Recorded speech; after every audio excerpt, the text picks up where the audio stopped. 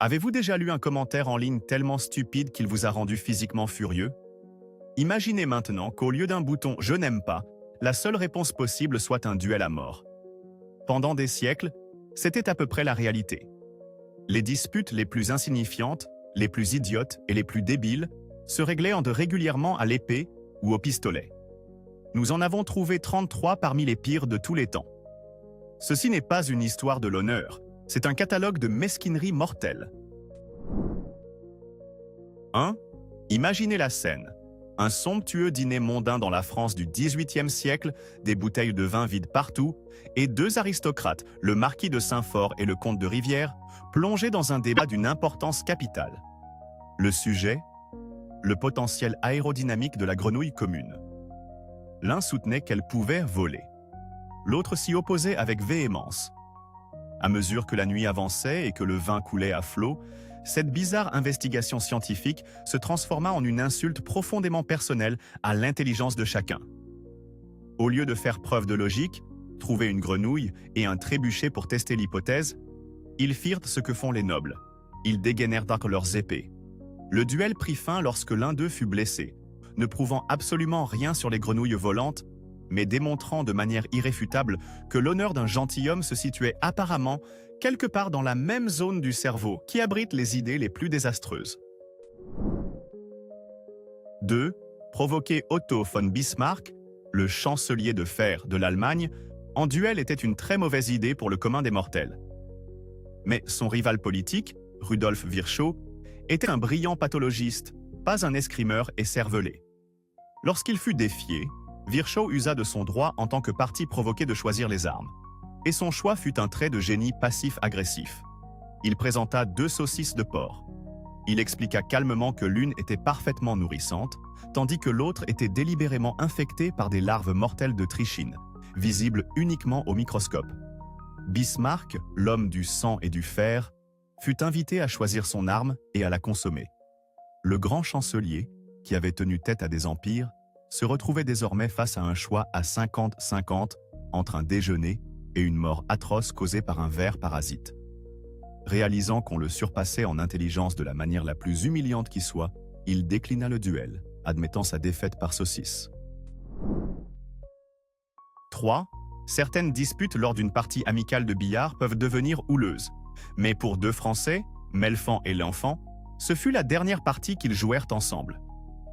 En 1843, un désaccord sur une règle ou un coup dégénéra à une vitesse stupéfiante. Décidant que l'honneur exigeait un duel, ils regardèrent autour de la salle et se dirent « Pourquoi aller jusqu'à l'extérieur alors que nous avons de parfaits projectiles ici même ?» Ils convinrent de se battre en duel sur place, utilisant les lourdes boules de billard pleines comme armes. Se plaçant à distance, ils se préparèrent à lancer. Melfand, qui possédait apparemment un bras de lanceur, prit son élan et projeta la première boule avec une force incroyable. Elle traversa la salle et frappa l'enfant en plein front avec un bruit sourd écœurant, le tuant sur le coup. Ce fut une fin brutale, absurde et franchement idiote pour une vie, le tout à cause d'une partie dont personne ne se souviendrait du score. 4. On pourrait croire qu'un amour partagé de la bonne chair rapproche les gens. Mais dans l'Ukraine du XVIIIe siècle, cela pouvait mener au bain de sang. Au cours d'un grand festin, 2 nobles, Adam Jolkiewski et Ivan Kwasniewski, se lancèrent dans une dispute féroce sur la bonne façon de préparer le bortsch. Il ne s'agissait pas d'un échange amical de recettes. C'était une guerre culinaire profondément personnelle. La grand-mère de qui utilisait le bon type de betterave? Telle herbe était-elle une abomination ou une nécessité? Le désaccord devint si venimeux qu'il fut considéré comme un affront impardonnable à l'honneur de leur famille. Un défi fut lancé, les épées furent dégainées et un duel fut livré à cause d'une soupe. Jolkiewski parvint à blesser Kwasniewski, faisant vraisemblablement de sa recette de bortsch la gagnante par jugement de Dieu. C'est un rappel terrifiant que, pour certains, la cuisine de ma mère est la meilleure n'est pas une affirmation, c'est une déclaration de guerre. 5. Au XVIIIe siècle, l'honneur d'un homme était apparemment aussi fragile qu'une feuille de papier mouillée. Un gentilhomme du nom de Monsieur Broxop l'apprit à ses dépens lorsque son chien, après une baignade délicieuse dans une rivière, fit ce que tout chien dans l'histoire a toujours fait. Il s'ébroua pour se sécher. Malheureusement, les éclaboussures atterrirent sur les robes de 2 dames se trouvant à proximité. Un autre homme, le capitaine Fleetwood, fut témoin de cet acte odieux d'effronterie canine et perdit tout simplement l'esprit. Pour lui, ce n'était pas un accident. C'était une grave insulte infligée par un agent du chaos à 4 pattes. Il défia immédiatement le propriétaire du chien en duel. L'honneur des dames légèrement mouillées devait être défendu par une force potentiellement mortelle. On ne peut qu'imaginer M. Broxop essayant d'expliquer à sa femme qu'il risquait de mourir le lendemain parce que son chien s'était montré un peu trop enthousiaste après une baignade. 6. Richard Martin était un député irlandais surnommé Humanity Dick pour son travail pionnier en matière de protection animale, allant jusqu'à cofonder la RSPCA. Toute son image publique reposait sur la défense des animaux contre la cruauté humaine. Ce qui rend d'autant plus ironique le fait qu'il ait un jour provoqué un homme en duel pour avoir abattu sa chèvre.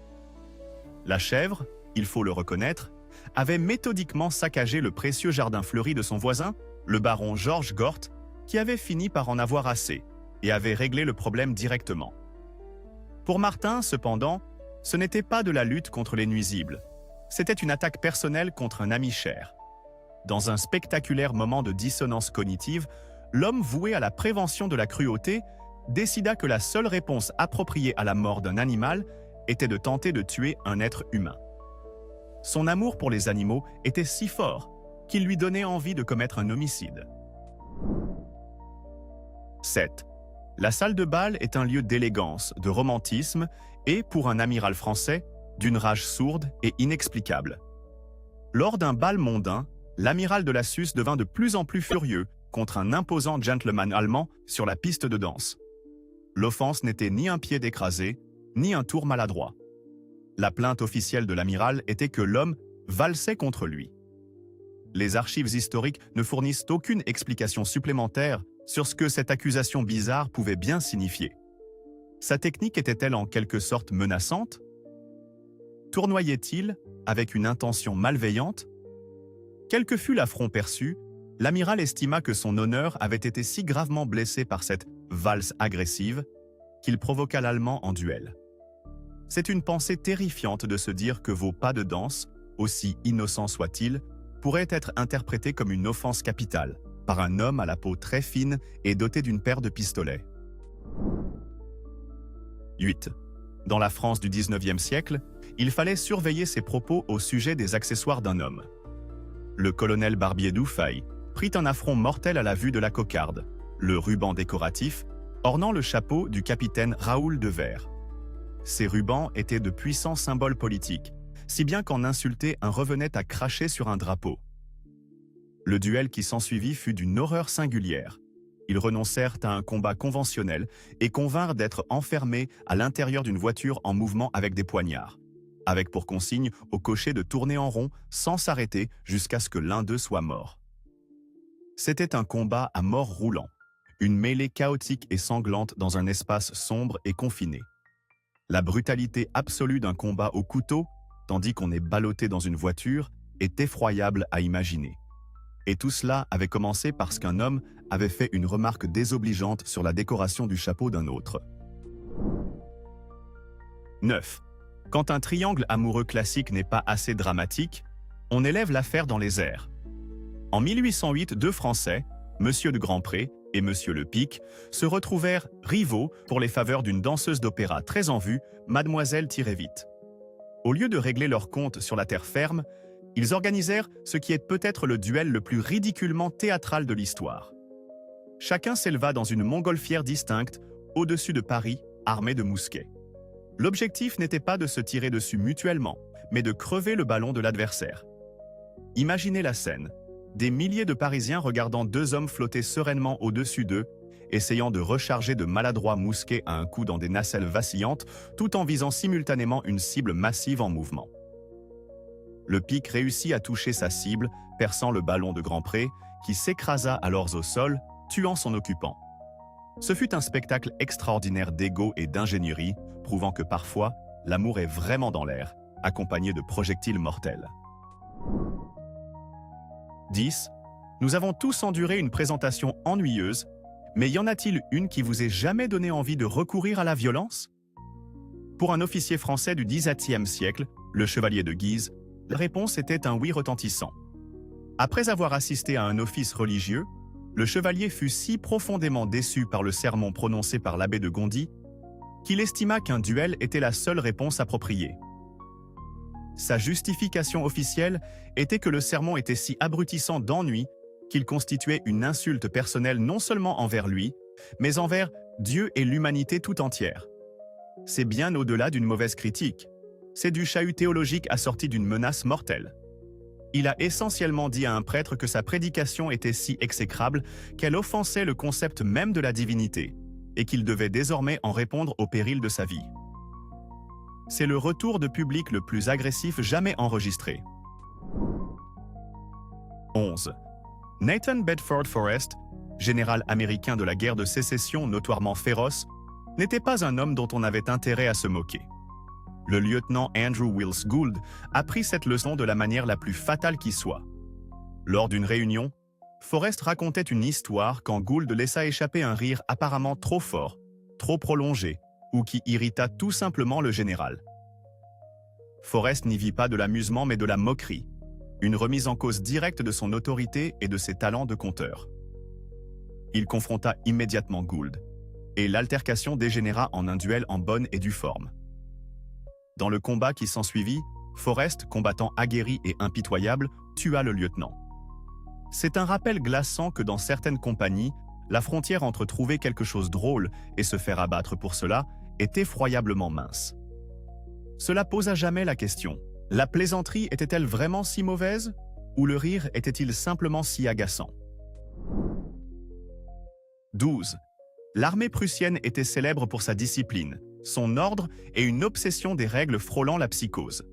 Rien n'illustre mieux cela que le sort d'un certain baron prussien qui commit une erreur vestimentaire fatale.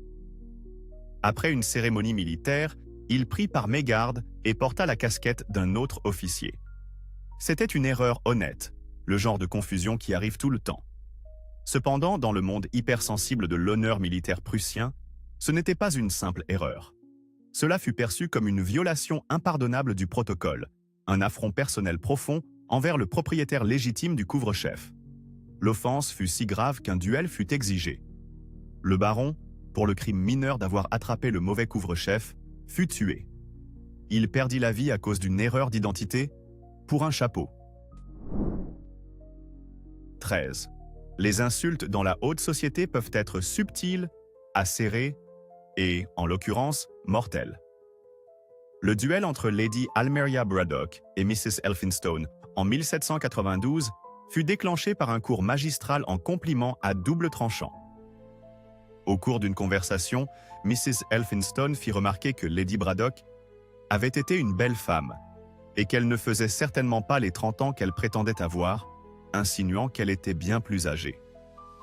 Cette attaque passive-agressive parfaitement ciselée, remettant en question à la fois sa beauté actuelle et son honnêteté, était plus que Lady Braddock ne pouvait supporter. Un défi fut lancé et les deux femmes se retrouvèrent à Hyde Park, d'abord au pistolet, puis, lorsque celui-ci ne suffit pas à régler l'affaire, à l'épée. Lady Braddock parvint à blesser sa rivale, défendant son honneur contre l'assaut vicieux d'un compliment bien ajusté.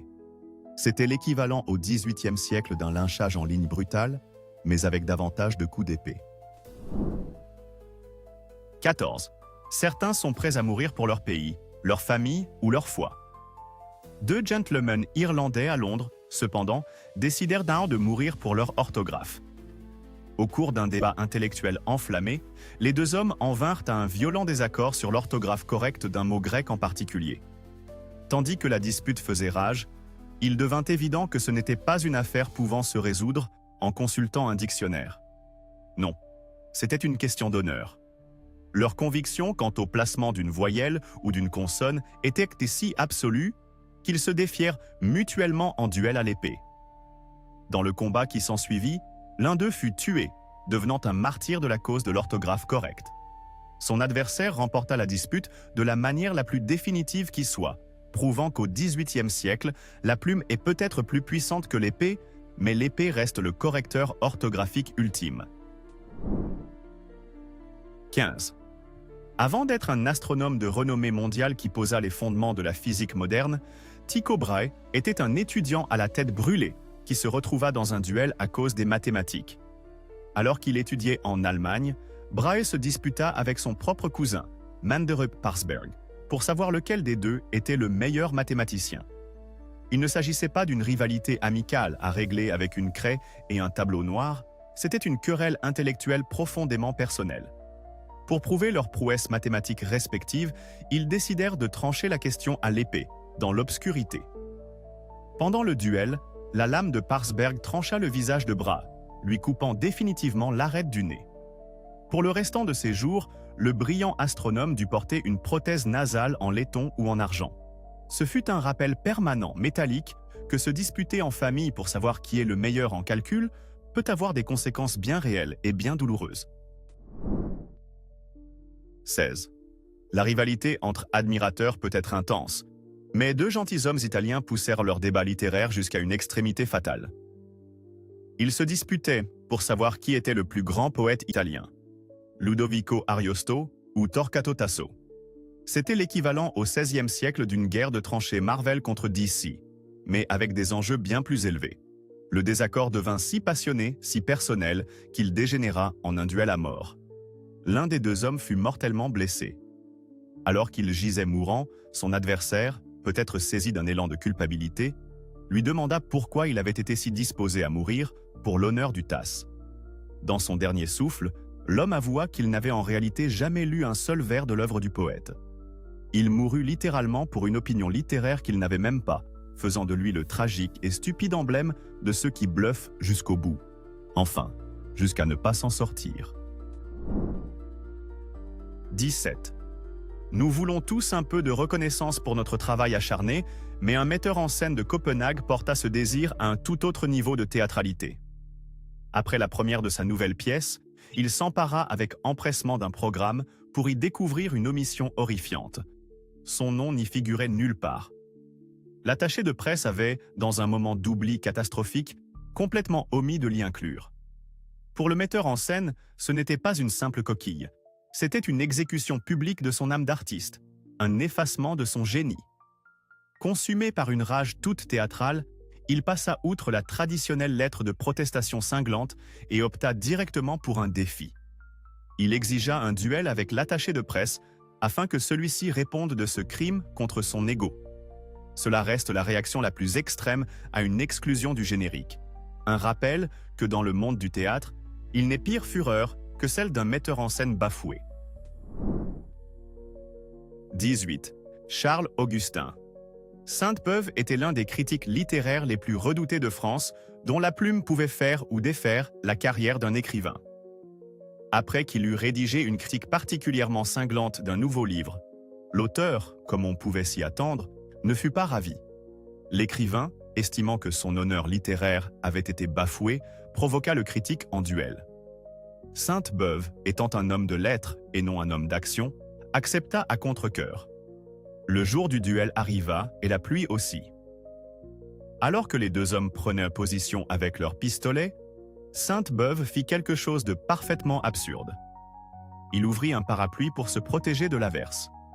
Son adversaire fut déconcerté, mettant en doute l'honneur d'un homme qui se battrait en duel tout en tenant une ombrelle. Sainte-Beuve rétorqua dans une réplique restée célèbre « Je veux bien être tué, mais je ne veux pas être mouillé. » Le duel eut lieu, sans qu'aucun des deux hommes n'atteigne sa cible, mais la détermination de Sainte-Beuve à rester au sec devint plus légendaire que le combat lui-même. 19. Ben Jonson est aujourd'hui reconnu comme un dramaturge brillant, contemporain de Shakespeare. Mais à son époque, il était également connu pour son tempérament notoirement irascible et sa propension à régler les différends artistiques avec une brutalité extrême. En 1598, il entra dans une violente querelle avec un acteur nommé Gabriel Spencer. Les détails de la dispute restent obscurs, mais il s'agissait probablement d'un désaccord au sujet d'une pièce ou de l'interprétation de Spencer. La querelle déborda de la scène pour se transporter sur le terrain de duel de Hoxton Fields. Bien que Jonson eût une épée plus courte, et eut reçu une blessure au bras, il se révéla être le meilleur escrimeur. Il désarma Spencer et le poignarda mortellement. Johnson fut arrêté et faillit être pendu pour meurtre, n'échappant à l'exécution qu'en invoquant le privilège de clergie, une échappatoire juridique réservée aux hommes lettrés. Ce furent les notes de mise en scène les plus brutales jamais transmises. 20. Les drames de coulisses sont une histoire aussi vieille que le théâtre lui-même, mais ils se terminent rarement par un coup de poignard mortel pour une perruque. En 1735, deux acteurs, Charles Maclean et Thomas Hallam, se préparaient pour une représentation au Drury Lane Theatre de Londres. Une violente dispute éclata au sujet d'une perruque que Hallam devait porter pour son rôle. Maclean, connu pour son tempérament volcanique, estima que Hallam se montrait difficile ou l'avait insulté d'une manière ou d'une autre au cours de la dispute. La querelle s'envenima dans les coulisses jusqu'à ce que, dans un accès de rage, Maclean se jette sur Hallam avec sa canne, qui était soit aiguisée, soit munie d'une pointe métallique. La canne transperça l'œil de Hallam et pénétra dans son cerveau, le tuant. Ce fut une fin choquante et grotesque pour un banal différend de travail, prouvant que pour certains acteurs, le rôle dans lequel ils s'investissent le plus est celui d'un parfait dément. 21. John Randolph de Roanoke était un homme politique américain célèbre pour son excentricité, son caractère belliqueux et son tempérament explosif. Sa carrière de duelliste commença apparemment très tôt, durant ses années d'études, pour un motif qui semble presque comiquement dérisoire: la prononciation correcte d'un seul mot. Lors d'un débat ou d'une conversation, un autre étudiant prononça un mot différemment de Randolph. Pour Randolph, il ne s'agissait pas d'une simple divergence linguistique, c'était un défi intellectuel, une suggestion implicite que lui, John Randolph, avait tort. Son honneur ainsi blessé par un désaccord sur la phonétique, il provoqua l'autre étudiant en duel.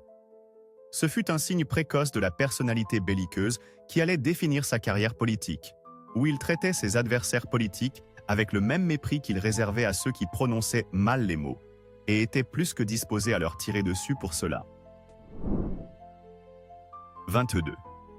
Il s'agit peut-être du cas le plus tragique de quelqu'un mort pour avoir refusé de prendre son courrier. En 1838, un membre du Congrès américain originaire du Maine, Jonathan Sally, se retrouva au cœur d'une querelle politique avec un directeur de journal, James Webb. Webb rédigea un article accusant Seeley de corruption. Un autre membre du Congrès, William Graves, du Kentucky, servit d'intermédiaire en tentant de remettre une lettre de Webb à Seeley. Seeley, ne voulant rien avoir à faire avec Webb, refusa d'accepter la lettre. Graves interpréta ce refus comme une insulte personnelle à son propre honneur de gentilhomme messager. Il provoqua Seeley en duel, non pas à cause du contenu de la lettre, mais pour le simple fait d'avoir refusé de la recevoir. Seeley, un homme qui n'avait jamais tiré un coup de feu de sa vie, fut contraint de se battre au fusil. Au troisième tir, il fut tué. Il perdit la vie parce qu'il avait essentiellement dit à un livreur « Retour à l'expéditeur ». 23. Le duel entre Aaron Burr et Alexander Hamilton est l'un des plus célèbres de l'histoire américaine, mais ses origines reposent sur quelque chose d'étonnamment mesquin, des oui-dire et des susceptibilités froissées. La goutte d'eau finale survint après que Hamilton eut prétendument tenu des propos dénigrants sur Burr lors d'un dîner privé, le qualifiant de « homme dangereux » à qui l'on ne pouvait faire confiance. Ces commentaires furent ensuite publiés dans un journal. Burr, en les lisant, exigea une rétractation complète et des excuses pour chaque propos négatif que Hamilton avait jamais dit ou écrit à son sujet, une exigence impossible. Hamilton, prisonnier du code d'honneur rigide, refusa de s'excuser pour des commentaires non publiés. L'échange de lettres de plus en plus hostiles les conduisit sur le terrain de duel de Weehawken, dans le New Jersey, où Burr, alors vice-président en exercice, tua d'un coup de feu l'ancien secrétaire au Trésor. Une rivalité politique qui avait façonné une nation s'acheva dans le sang à cause de ragots rapportés. 24. Parfois, la raison la plus stupide pour un duel est un duel précédent qui n'a jamais eu lieu. Un politicien nommé Thomas Reynolds avait un jour provoqué Benjamin Brown en duel. Brown avait réussi à éviter le conflit par des moyens diplomatiques. Reynolds, cependant, n'y vit pas une désescalade réussie, mais de la lâcheté. Il se mit à calomnier publiquement Brown, le traitant de lâche à chaque occasion et ruinant sa réputation. Brown, dont le nom était désormais synonyme de couardise, sentit qu'il n'avait d'autre choix que de répondre à l'insulte. Il fut essentiellement contraint d'accepter un second duel pour prouver qu'il n'avait pas eu peur de se battre lors du premier. Cette fois, le duel eut bel et bien lieu, et Brown fut touché par balle à la jambe. Il dut être blessé dans un échange de coups de feu uniquement pour prouver à tout le monde qu'il n'était pas le genre de personne à chercher à éviter d'être blessé dans un échange de coups de feu. La logique donne le vertige. 25. Les désaccords politiques à l'ère moderne se terminent généralement par des tweets rageurs. Au début du 19e siècle, ils se terminaient par des pistolets à l'aube. Deux des plus hauts membres du cabinet britannique, Lord Castlereagh, secrétaire d'État à la guerre, et George Canning, secrétaire d'État aux Affaires étrangères, se détestaient cordialement. Leur rivalité était un cocktail toxique d'animosité personnelle et de jalousie professionnelle, bouillonnant en permanence sous la surface des affaires gouvernementales. La goutte d'eau qui fit déborder le vase fut lorsque Canning complota secrètement pour faire destituer Castlereagh de son poste. Quand Castlereagh découvrit ce coup de poignard dans le dos, il ne démissionna pas et ne divulgua pas l'affaire à la presse. Il provoqua le secrétaire aux Affaires étrangères en duel. En septembre 1809, deux des plus importants ministres du roi se retrouvèrent dans un champ et se tirèrent dessus. Canning, qui n'avait jamais tiré au pistolet auparavant, manqua sa cible, tandis que le tir de Castlereagh atteignit Canning à la cuisse. Ce fut peut-être la forme la plus extrême de remaniement ministériel de l'histoire britannique. 26. La plupart des querelles s'éteignent au bout de quelques semaines ou quelques mois. La haine féroce entre deux officiers français, Pierre Dupont et François Fournier-Sarlovez, dura 19 ans et donna lieu à plus de 30 duels. Leur rivalité épique débuta en 1794 lorsque Fournier, un hussard au tempérament de feu, porta un message à Dupont et estima avoir été traité de manière irrespectueuse. Cet affront mineur déclencha une vendetta qui allait durer des décennies. Ils combattirent à cheval au sabre, à pied à l'épée et au pistolet. Ils se battirent si souvent que cela devint une routine, un passe-temps macabre dont ils ne pouvaient se défaire. Ils se blessaient mutuellement, guérissaient, puis fixaient le combat suivant. Leur guerre personnelle ne prit fin qu'en 1813 lorsque Dupont, réalisant qu'ils devenaient tous deux trop vieux pour cela, piégea Fournier dans un duel au pistolet où les deux hommes devaient de plonger la main dans un sac et saisir une arme, sans savoir qu'une seule était chargée. Fournier tira le pistolet non chargé et Dupont le tint enfin à sa merci, mettant fin à la querelle en refusant tout simplement de le tuer. 27. Le poète Lord Byron était connu pour sa nature sombre et tourmentée, un trait qu'il avait peut-être hérité de son grand-oncle, William Byron, également surnommé le Lord Pervers. En 1765, le 5e baron Byron se lança dans une dispute spectaculairement stupide avec son voisin et cousin, William Chaworth, dans une taverne de Londres. Le sujet de leur débat d'ivrogne était de savoir lequel des deux possédait le plus de gibier, c'est-à-dire d'animaux sauvages destinés à la chasse, sur leurs domaines respectifs. Cette querelle futile, alimentée par l'alcool à propos du nombre de cerfs et de faisans, dégénéra en un violent conflit personnel. Ils se retirèrent dans une salle privée de la taverne et, dans la faible lueur des bougies, dégainèrent leurs épées. Au cours du combat maladroit et chancelant qui s'ensuivit, Byron embrocha son cousin. Chaworth mourut de sa blessure peu après. Ce fut une mort absurde qui hanta Byron pour le restant de ses jours, conséquence fatale d'une dispute entre deux hommes riches cherchant à déterminer lequel avait l'arrière-cour la mieux garnie en gibier. 28. Rien n'incarne mieux les problèmes d'aristocrates que de manquer de tuer quelqu'un pour une place de stationnement réservée à un attelage. Dans les années 1770, deux éminents nobles britanniques, Lord Camden et Lord Townshend, se rendirent au théâtre pour une soirée de divertissement. Malheureusement, leurs cochers se lancèrent dans une violente dispute pour savoir lequel méritait la meilleure place, juste devant l'entrée. L'altercation entre les domestiques s'envenima rapidement, et les deux lords sentirent que l'honneur de leur propre famille était désormais en jeu. Il était hors de question pour l'un de laisser son cocher se faire damer le pion en matière de stationnement par celui de l'autre. Le différend devint si virulent que les deux lords, piliers de la société britannique, furent sur le point d'organiser un duel en bonne et due forme à cause de l'incident. Heureusement, la raison finit par l'emporter et le duel fut annulé. Mais cet épisode illustre de manière saisissante comment même les désagréments les plus banals, comme trouver une bonne place de stationnement, pouvaient devenir une question de vie ou de mort pour l'élite. 29. Se faire rejeter sur la piste de danse est embarrassant, mais c'est rarement un motif de duel. À moins, bien sûr, que vous ne soyez le frère de la dame éconduite dans l'Angleterre du XVIIIe siècle. Lord Hervey assistait à un grand bal lorsque sa sœur invita un gentilhomme, Sir John Astley, à danser. Sir John, pour une raison ou une autre, déclina son invitation, déclarant apparemment qu'elle n'était pas à son goût. Lorsque Lord Hervey apprit ce rejet d'une honnêteté dévastatrice et d'un manque de tact flagrant, il fut consumé par une fureur vertueuse.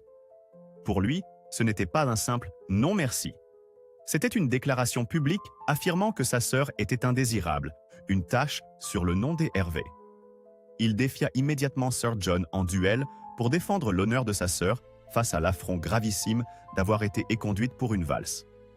Le message était clair pour tous les célibataires de l'époque. Si vous ne voulez pas danser, vous avez tout intérêt à trouver une excuse plus polie. 30.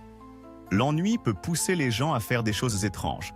Mais deux aristocrates français du XVIIe siècle ont transformé leur désœuvrement en bain de sang.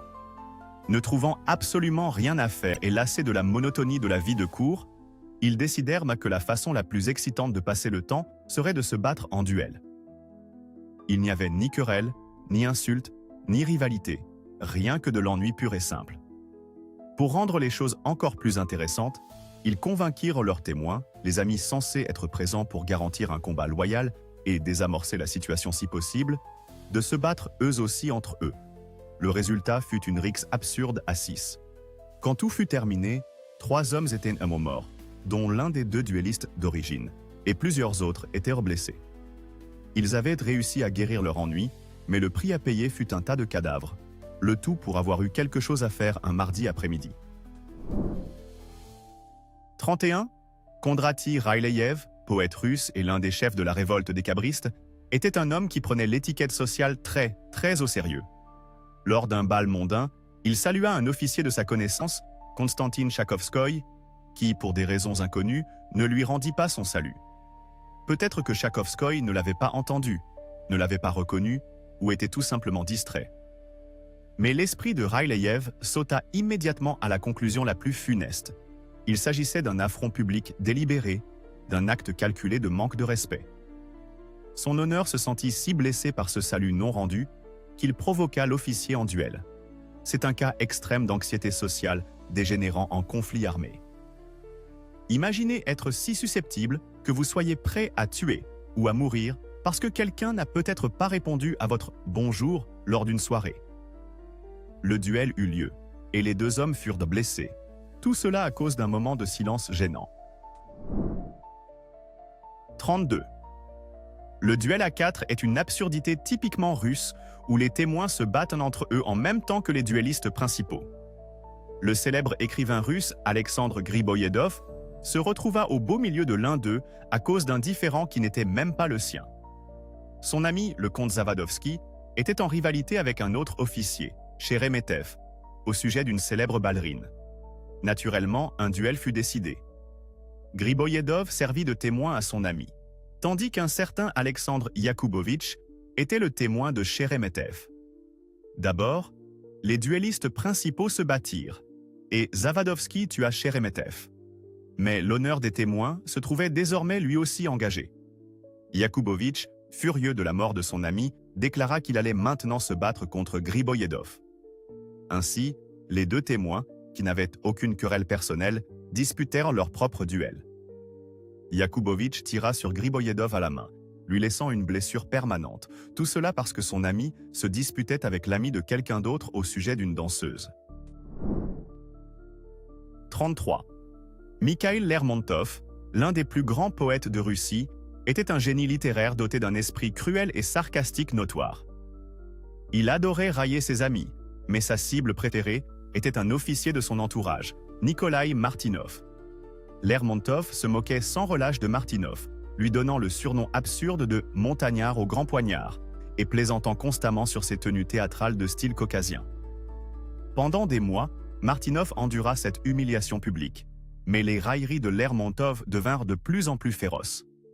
La goutte d'eau qui fit déborder le vase survint lors d'une soirée où les plaisanteries de Lermontov furent si cinglantes que Martynov finit par craquer. Il déclara publiquement qu'il ne tolérerait plus ces insultes et provoqua le poète en duel. Lermontov, ne prenant toujours pas la chose au sérieux, accepta. Sur le terrain du duel, il avait apparemment l'intention de tirer en l'air, traitant toute l'affaire comme une plaisanterie. Mais Martynov, lui, ne plaisantait pas. Il visa et tira droit dans le cœur de Lermontov, le tuant sur le coup. La Russie perdit l'une de ses plus brillantes figures littéraires parce qu'il était fondamentalement un harceleur toxique incapable de cesser de se moquer des vêtements de son ami.